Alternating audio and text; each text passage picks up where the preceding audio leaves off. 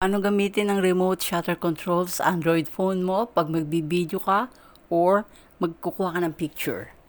So, ayan, makikita nyo. Sa gilid, may maliit na button. Ayan, nakikita nyo yan. I-press up mo lang at mag-on na siya. Yung light, nagbi-blink. Ibig sabihin, naghahanap na siya ng ka-pairing niya. And punta ka sa phone mo. Press mo yung Bluetooth.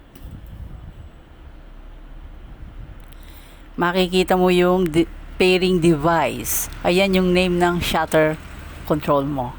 Yan siya. Yan. So, pag connected na, nag-pair na sila. Then, punta ka na ngayon sa camera mo.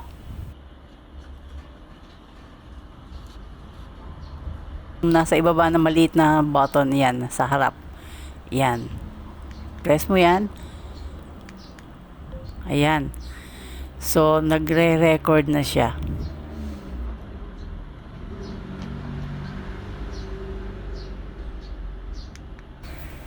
Then, i-press mo lang uli. So, ma-off na siya.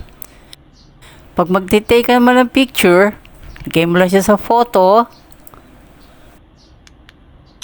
Okay, nag-picture na siya. Ganun lang kadali.